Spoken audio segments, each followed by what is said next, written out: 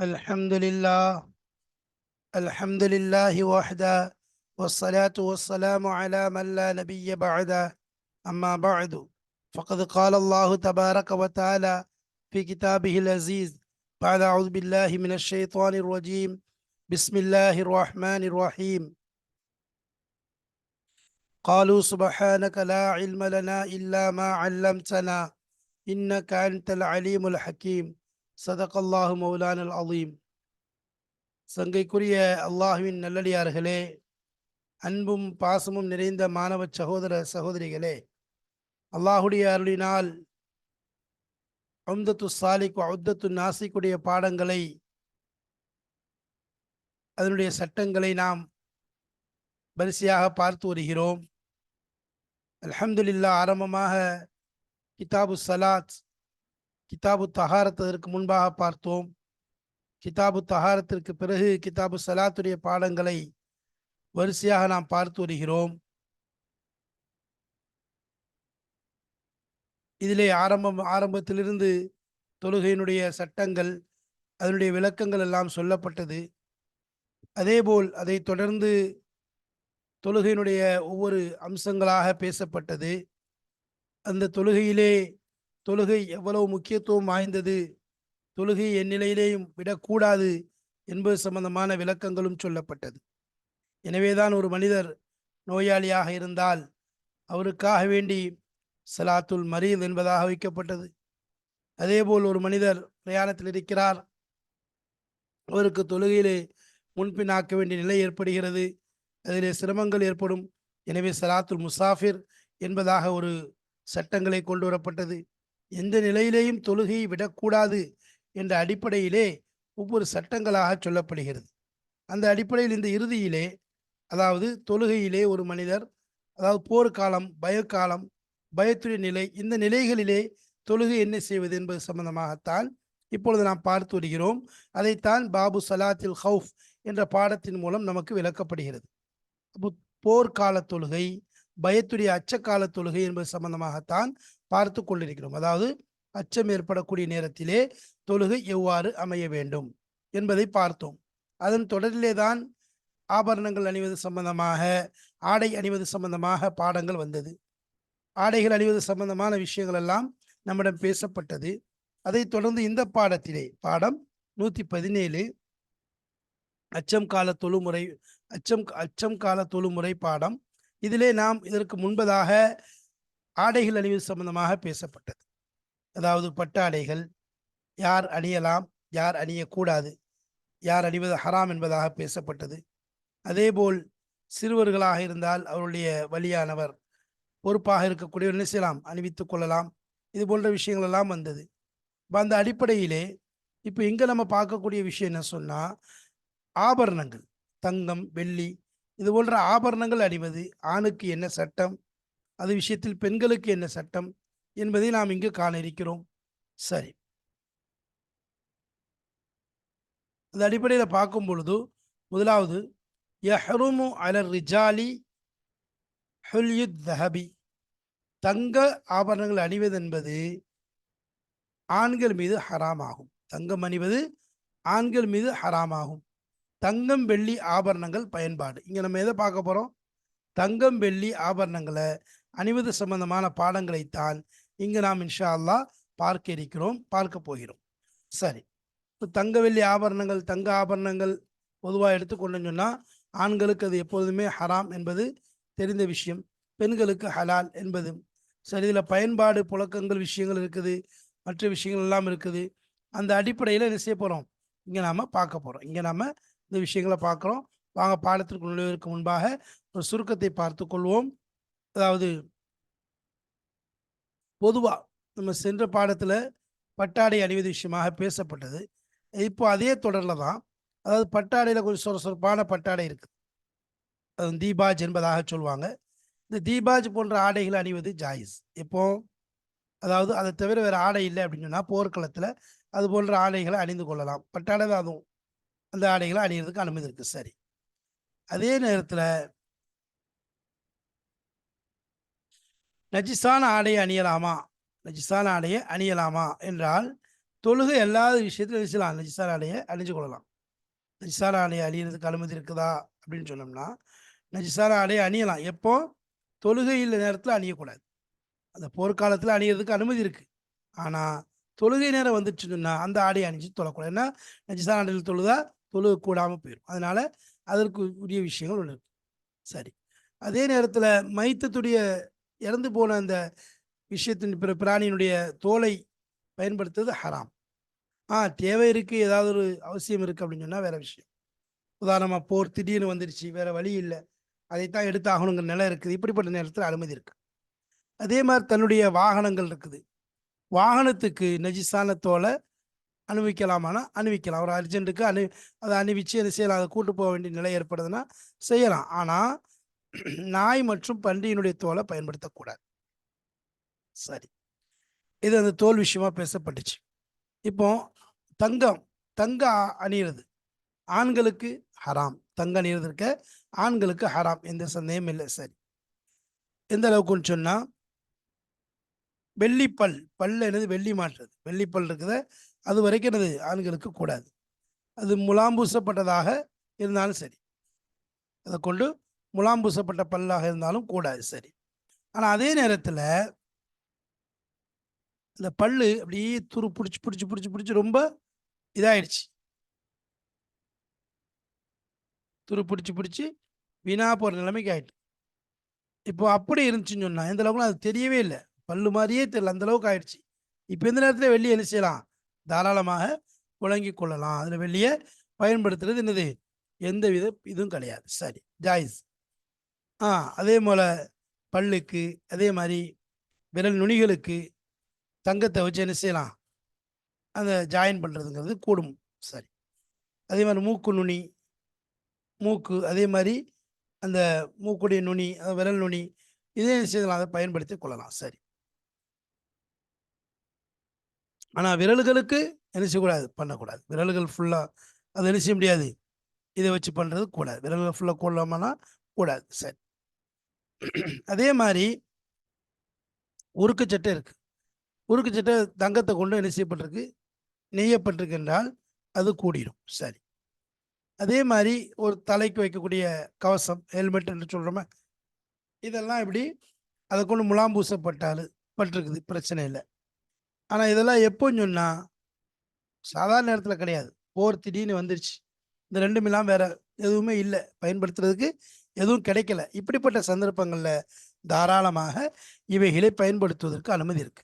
மத்த நேரங்கள்ல என்ன செய்ய முடியாது? பயன்படுத்த முடியாது. சரி. அதேபோல வெள்ளி மோதிரம் அணிவது ஜாயிஸ். வெள்ளி மோதிரம் அணியிறது கூடும்.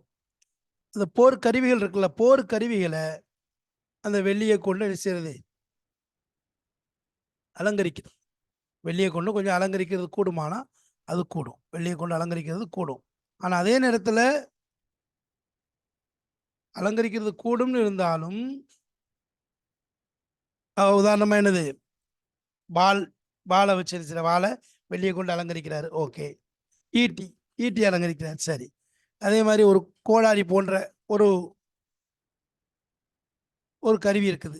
அது என்ன செய்றார்? வெள்ளி வச்சு அலங்கரிக்கிறார். அம்பு வெள்ளிய வச்சு அலங்கரிக்கிறார். கூடிரும். உருக்கு சட்டை. அதே மாரி நெஞ்சுக்கு அணியக்கூடிய அந்த நெஞ்சு கவசம், மாறு கவசம் இருக்குதே, அதை என்ன செய்யலாம்? அதிலேயும் வெள்ளிய கொண்டு அலங்கரிக்கிறார். கூடிரும்.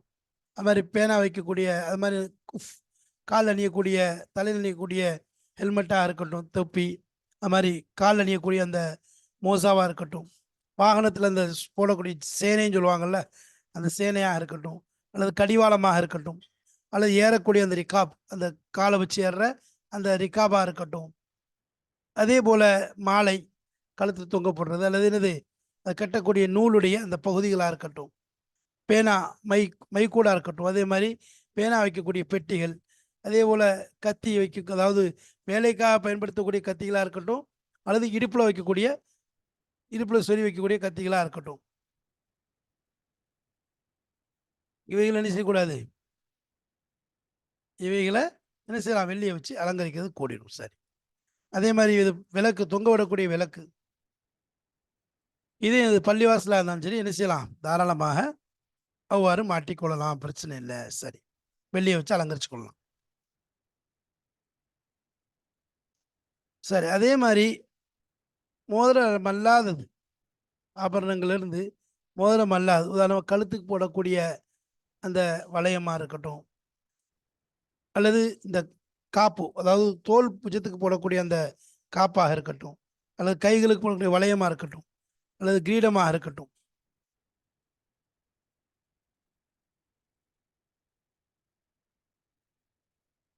நம்ம வீட்டுடைய முகடு,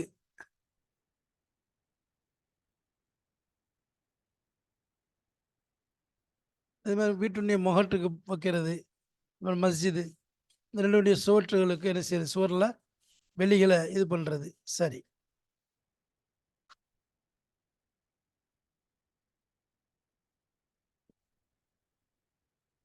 அதே மாதிரி என்ன செய்யுது, இதெல்லாம் இது பண்ணுறோம். சரி, ஆனால் இது வந்து நிலையாக வச்சுக்கலாமா அப்படின்னா, உதாரணமாக அது வந்து என்னது ஒன்று சேர்க்க முடியாமல் என்ன செஞ்சிருச்சு, அழிஞ்சு போச்சு. இதை வச்சா என்ன செய்ய முடியும், ரெண்டுக்கு பத்திர இணைப்பை ஏற்படுத்த முடியும் அப்படிங்கிற நிலை இருந்துச்சுன்னா அதை நிலையாக வச்சுக்கொள்ளலாம். இல்லை அது ஒரு காலத்தில் சரியாயிரும், அதை எடுத்துட்டாலும் இப்போ நின்றோம் அப்படின்னு சொல்லி சொன்னால் அதை எடுக்கணும், அதை எடுத்துடலாம். சரி, அதே மாதிரி முஸ்ஹப் ஓதக்கூடிய குரானாக இருக்கட்டும், கிதாபுகளாக இருக்கட்டும், இதை வெள்ளியை கூட என்ன செய்யறது, அலங்கரிக்கிறது ஜாயிஸ். அதாவது அதே மாதிரி பெண்ணுக்கு ஆணுக்கு ரெண்டு பேருக்குமே ஜாயிஸ். வெள்ளியை கொண்டு பெண்ணும் என்ன செய்யலாம், தன்னுடைய குரான் இது போன்ற விஷயங்களை அலங்கரித்து கொள்ளலாம். அதே மாதிரி ஆணும் என்ன செய்யலாம், தாராளமாக அலங்கரித்து கொள்ளலாம். சரி, அதே நேரத்தில் பெண்ணுக்கு வந்து தங்கத்தை வச்சு என்ன செய்யலாம், குரானை அலங்கரிக்கிறது கூடிடும், அலங்கரிக்கிறது கூடிடும். ஆனால் ஆண்களுக்கு அவ்வாறு அலங்கரிப்பது ஹராம். சரி, அது மாதிரி பெண்களுக்கு என்ன செய்யலாம், தங்கத்தை அணியிறதுங்கிறது எந்த அளவுக்கு, எல்லாமே தங்கம் அணியலாம். செருப்பு முதற்கொண்டு தங்கம் அணியதுக்கு அவனுக்கு அனுமதி இருக்குது, ஜாயிஸ் இருக்குது. அதை கொண்டு நெய்யப்பட்டதாக இருந்தாலும் சரி. சரி, ஆனால் என்ன நிபந்தனை, எந்த வித இஸ்ராஃபும் இருக்கக்கூடாது.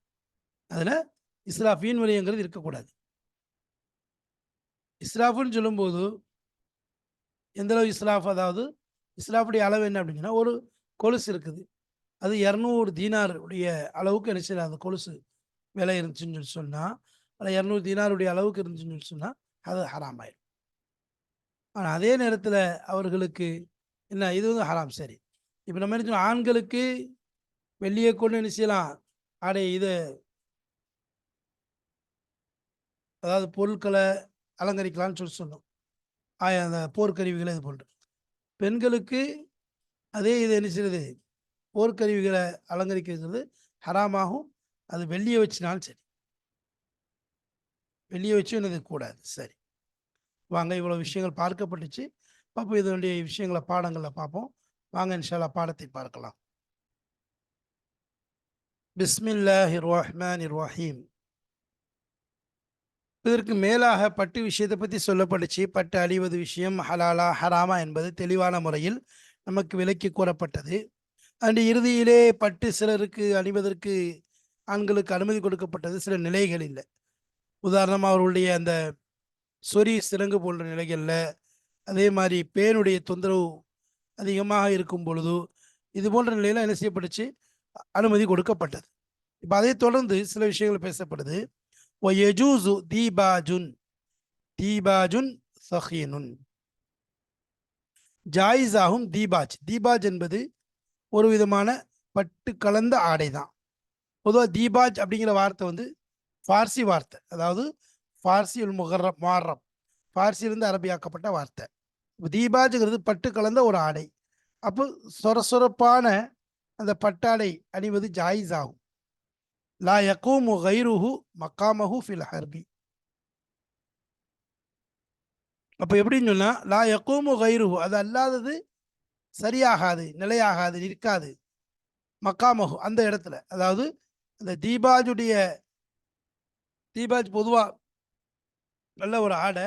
அந்த ஆடையில் வந்து அதிகமாக ஓரங்களில் பட்டு அதிகமாக தைக்கப்பட்டிருக்கும், அதாவது மெயினான பகுதிகளில். இதை கொண்டு என்னென்னா, அது வந்து வால் வந்து சொரப்பாக வலுவும் படாது. அப்போ அந்த மாதிரி நேரங்களில் அது அல்லாத ஒரு விஷயத்தை அதில் பயன்படுத்த முடியலை, அது அல்லாதது இதற்குரிய செயலை இதற்குரிய ஈடை எதுவுமே கொடுக்காது அப்படிங்கிற நிலை இருக்குன்னு சொல்லி சொன்னா அந்த ஆடை அணிவு ஜாயிஸ் ஆகும். தீபாஜுன் சஹீனுன் சொரசொரப்பான அந்த பட்டு கலந்த ஆடை ஜாயிஸ் ஆகும்.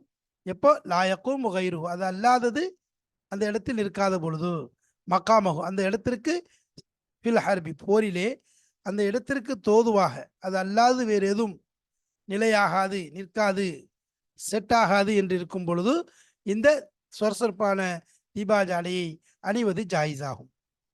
வயஜூசு லுபுசு சௌபின் நஜிசின் ஃபி கைரி சலாத் வயஜூசின் ஜாயிஸ் ஆகும். லுபுசு சௌபின் ஆடை அணிவது நஜிசின் நஜிஸான ஆடை அணிவது ஜாயிஸ் ஆகும். ஃபி கைரி சலாத்தி ஃபி கைரி சலாத்தினா தொழுகை அல்லாத நேரத்திலே. அப்போ தொழுகையுடைய நேரத்தில் நஜிஸானது அணியலாமா என்றால் அணியக்கூடாது. அப்போ தொழுகை அல்லாத நேரத்திலே இவ்வாறு அணிவது கூடும். கைரி சலாத்தி சரி. ஏன்னா தொழுகையில் வந்து நஜிஸோட தொழுவது கூடாது. அதனால தொழுகை அல்லாத நேரத்தில் உதாரணமாக போர் நடந்து கொண்டு இருக்கு, தொழுகை நேரம் வரல, தொழுகை நேரத்துக்கு நேரம் இருக்குன்னு சொன்னால் நஜிஸால அணிந்து கொண்டு கூட சண்டை போடலாம்.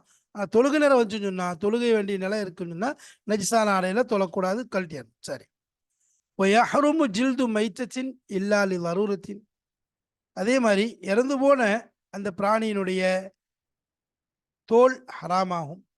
இல்லாலி லரூரத்தின் அவசியம் ஏற்பட்டாலே தவிர, அவசியத்திற்காகவே தவிரனா அதாவது அங்கே அது அவசியமாக இருக்கு, அந்த ஆடையை கண்டிப்பாக நம்ம இப்போ வேற ஆடை இல்லை, வேற வழி இல்லை, அதை பயன்படுத்தி தான் ஆகணுங்கிற ஒரு நிலை. அல்லரூரத்து துபியஹுல் மஹதூராத் என்பதாக ஒரு காய்தா இருக்கு. அல்லரூரத்து துபியஹுல் மஹதூராத் அதாவது ரொம்ப அவசியம் இருக்கிறதே தடுக்கப்பட்டதையும் ஆகுமாக்கிவிடும். அப்போ லரூரத்தை தவிர லரூரத்துக்கே தவிர அதை நிச்சயம் பயன்படுத்த முடியாது, பயன்படுத்த ஹராமாயிரும். உதாரணமாக முஃபாஜஅத்தி ஹர்பின் வ நஹ்விஹி. முஃபாஜஅத்தி ஹர்பின்னா போர் திடீரென வந்து விட்டால், திடீர்னு போர் ஏற்பட்டு விட்டது, வ நஹ்விஹி அல்லது அது போன்ற வேற காரணங்கள் இருக்குது. சரி, அப்போ அவசியத்துக்காக வேண்டி என்ன செய்து கொள்ளலாம், பயன்படுத்தி கொள்ளலாம். சரி, உதாரணமாக இல்லாத தருவத்தின் அப்படின்னா கமுஃபாஜஅத்தி ஹர்பின் போர் திடீர்னு வந்துருச்சு. ஹவிஹினா உதாரணமாக தன்னுடைய நப்சின் மீது பயப்படுறாரு, ஹவுஃபின் அலா நப்சி தன் நப்சின் மீது பயப்படுறாரு, ஏதாவது ஆபத்து வந்துடும் சொல்லி அது மாதிரி இடத்துல அப்போ அணிந்து கொள்ளலாம். அல்லது குளிரின் காரணமாக உறுப்பில் குறை ஏற்பட்டு விடும் என்றால் அதை அணிந்து கொள்ளலாம். அதே போல் வெயிலின் காரணமாக, இது அல்லாத வேறு விஷயம். அப்போ அந்த இடத்துல வேறு எதுவுமே கிடைக்கலன்னு சொன்னால் இதை பயன்படுத்துறது ஜாயிஸ், நிர்பந்தத்துடைய அடிப்படையில் இதை பயன்படுத்துறதுக்கு அனுமதி கொடுக்கப்படுகிறது. சரி, யஜூஸு அன் யுல்பிஸ தாப்பத்தஹுல் ஜில்தன் நஜிசி சிவா ஜில்தில் கல்பி ஒல் ஹின்சீரி. அதே போல் ஜாயிஸ் ஆகும் ஐயுல்பிஸ அணிவிப்பது தாப்பத்தஹு அவருடைய வாகனத்திற்கு அணிவிப்பது ஜாயிஸ் ஆகும். ஜில்தன் நஜிஸ் அதாவது நஜிஸான தோலை அணிவிப்பது ஜாயிஸ் ஆகும். சிவா ஜில்தில் கல்பி நாய் ஒல் ஹின்சீர் என்னும் பன்றியினுடைய தோலை தவிர மற்ற தோலை அணிவிப்பது ஜாயிஸ் ஆகும்.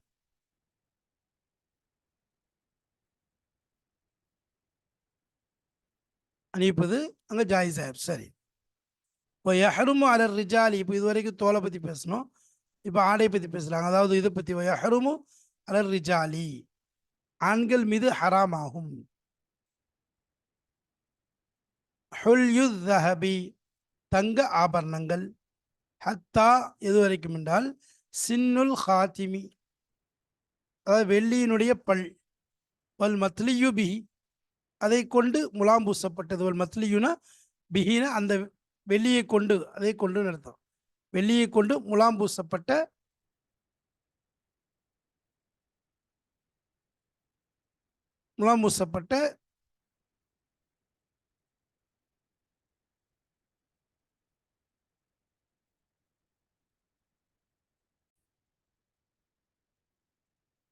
இந்த இடத்துல யஹ்ருமு அலர் ரிஜாலி ஆண்கள் மீது ஹராமாகும். ஹுல்யு ذஹபி தங்கத்தை ஆவரணமாக அணிவது, தங்கத்தை அணிவது. ஹத்தா சின்னுல் ஹாத்திமினா மோதிரத்தினுடைய அது ஒரு நுனி பல்லு, ஒரு பல்லு சின்ன நுனியாக இருந்தாலும் சரி. ஒரு மத்லியு பிஹி அதே போன்று அதை கொண்டு அந்த தங்கத்தை கொண்டு முலாம் பூசப்பட்டதும் ஹராமாகும். அது இது வெள்ளி அந்த இது மோதிரத்தின் நுனியாக இருந்தாலும் சரியே. ஃபலவு சதிய பி ஹைசு லாயபீன். இப்போ அந்த இது அப்படியே தேஞ்சி தேஞ்சி தேஞ்சி துருவாகி ஃபலவு சதியை துரு பிடிக்கிறது. பி ஹைசு லாயபீன், என்னதுன்னே தெரியாத அளவுக்கு அது துரு பிடிக்க ஆரம்பிச்சுன்னு சொல்லி சொன்னால் ஜாஸ், அப்போ என்ன செய்து கொள்ளலாம், அது அணிவது ஜாயிஸ் ஆகிவிடும். அது அணிவது ஜாயிஸ் ஆயிரும். சரி,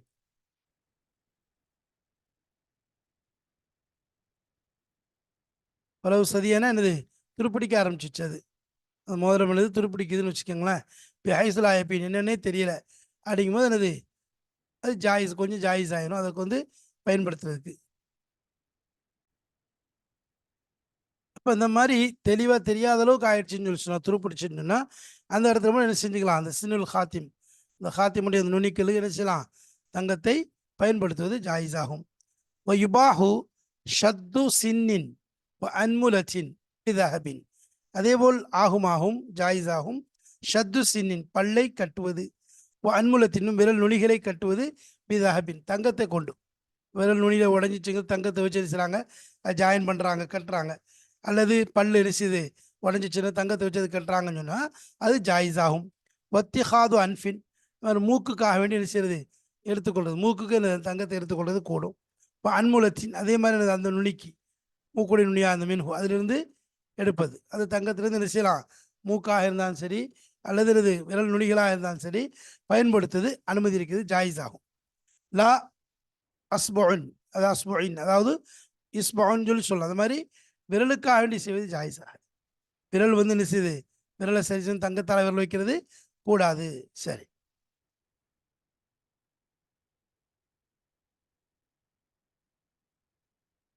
யஜூசு திர்உன் நுசிஜத் பிதஹபின், தங்கத்தை கொண்டு நெய்யப்பட்ட உருக்கு சட்டை ஜாயிஸ் ஆகும். உருக்கு சட்டை இருக்கு, அது தங்கத்தை கொண்டு நெய்யப்பட்டிருக்கு, அது ஜாயிஸ் ஆயிரும். ஹூதத்தின், அதே மாதிரி ஹூதத் அப்படின்னா அந்த தலை கவசம், தலை கவசம் என்ன செய்யலாம், அது ஒன்று தங்கத்தை கொண்டு நெய்யப்பட்டிருந்தால் ஜாயிஸ் ஆயிரும்.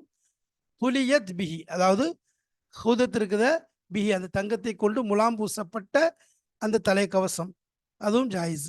அப்போ ஒன்று இருக்கு எஜூசு திரஉன் நுசிஜத் பிதஹபின், தங்கத்தை கொண்டு நெய்யப்பட்ட உருக்குச்சட்டை ஜாயிஸ் ஆகும். வஹூதத்தின் துலியத் பிஹினும், அதே தங்கத்தை கொண்டு முலாம் பூசப்பட்ட தலைக்கவசம் ஜாயிஸ் ஆகும். இதெல்லாம் எப்போ, முஃபாஜஅத்தி ஹர்பின், போருடைய திடீர்னு போர் ஏற்பட்ட நேரத்தில். வலம் எஜித் கைரஹுமா, அந்த ரெண்டும் அல்லாது வேறு எதுவும் பெற்றுக்கொள்ளவில்லை என்றால், உதாரணமாக திரஉ உருக்குச்சட்டே சாதா உருக்குச்சட்டை கிடைக்கல, கவசமும் சாதா கவசம் கிடைக்கல, அப்போ எப்படிப்பட்ட உருக்குச்சட்டை கிடைக்குது, தங்கத்தை கொண்டு நெய்யப்பட்ட உருக்குச்சட்டை கிடைக்குது. அதே மாதிரி தங்கத்தை கொண்டு முலாம் பூசப்பட்ட தலைக்கவசம் தான் கிடைக்குதுன்னு சொல்லி சொன்னால், இந்த ரெண்டையும் தவிர வேறு எதுவும் கையில் இல்லை, வேறு எதுவும் பயன்படுத்த வழி இல்லாமல் இருக்குன்னு சொல்லி சொன்னால், அந்த நேரத்தில் போர் திடீர்னு வந்த நேரத்தில் வேறு வழி இல்லைன்னு சொன்னால், இப்போ இதை என்ன செய்து கொள்ளலாம், பயன்படுத்துவது ஜாயிஸ் ஆகும். அது மாதிரி யஜூசு ஹாத்தமு அல் ஃபில்லத்தி, ஹாத்தம் அல் ஃபில்லத்தினா வெள்ளி மோதிரம். தஹ்லியத்து ஆலாத்தில் ஹர்பி பிஹா, அப்போ வெள்ளி மோதிரத்தை என்ன செய்வது, அணிவது ஜாயிஸ் ஆகும். அதை தஹ்லியத்து இன்னும் வந்து அலங்கரிப்பது, ஆலத்தில் ஹர்பி போருடைய அந்த கருவிகளை பிஹா, அதை கொண்டு போர்க்கருவிகளை அந்த வெள்ளியை கொண்டு அலங்கரிப்பது ஜாயிஸ் ஆகும். சைஃபின் வாளை போன்று, ஒரு முஹின் அதே போல ஈட்டியை போன்று, ஈட்டிக்கு தங்கத்தால் என்ன செய்யலாம், வெள்ளியால் அலங்கரிக்கலாம். தபுரின் அதே மாதிரி கோடாரி போன்ற ஒரு கொத்துவான்னு சொல்லணும், அந்த மாதிரி ஒரு ஆயுதம், அதை வெள்ளியை கொண்டு அலங்கரிக்கலாம். சஹ்மின் அம்பு, இதே வெள்ளியை கொண்டு அலங்கரிக்கலாம். ஒதிரின் இன்னும் முறுக்கு சட்டை, ஜவுஷன்னா நெஞ்சு கழியக்கூடிய சட்டை, இவைகளெல்லாம் நெஞ்சு கவசம் சொல்லணும்ல, இவைகளெல்லாம் என்ன செய்யலாம், தாராளமாக வெள்ளியை கொண்டு அலங்கரிக்கலாம். ஹவுதத்தின் இன்னும் வஹூதத்தின், அதாவது தலைக்கவசம், ஹுஃபின் இன்னும் கால் மோசா, இதெல்லாம் என்ன செய்யலாம், தாராளமாக வெள்ளியை கொண்டு என்ன செய்யலாம், அலங்கரிக்கலாம், ஜாயிஸ் ஆகும். இதெல்லாம் வெள்ளியை கொண்டு அலங்கரிக்கிறது ஜாயிஸுங்கிறாங்க. சரி, அதே மாதிரி லா சர்ஜின், சேனம் இருக்குது, அதை என்ன செய்யக்கூடாது, வெளியே கொண்டு அலங்கரிக்க கூடாது. ஒலி ஜாமின், அதே மாதிரி கடிவாளம், ஒரு காபின் ஏறக்கூடிய அந்த படி, அதை வெளியே கொண்டு அலங்கரிக்கிறது கூடாது. கிலாதத்தின் இன்னும் மாலை, தர்ஃபி சுய்யரின் அதாவது கட்டக்கூடிய நூலுடைய ஓரப்பகுதி, தவாத்தின் இன்னும் வந்து மைக்கூடு, மக்கலமத்தின் இன்னும் பேனா வைக்கக்கூடிய அந்த கூடு, சிக்கீனின் இன்னும் வந்து கத்தி, ஒமையத்தின் அதாவது வேலை, தவாத்தின் அதே போல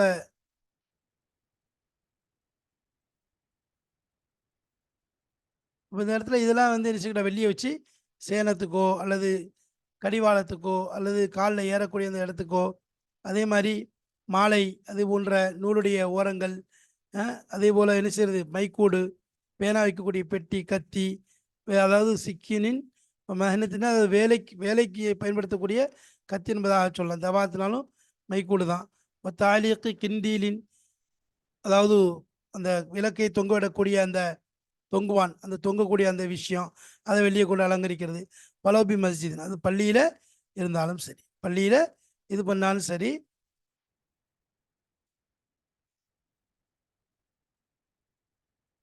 இது கூடாது. சரி, அது பள்ளியிலாக இருந்தாலும் சரி, அது கூடாது.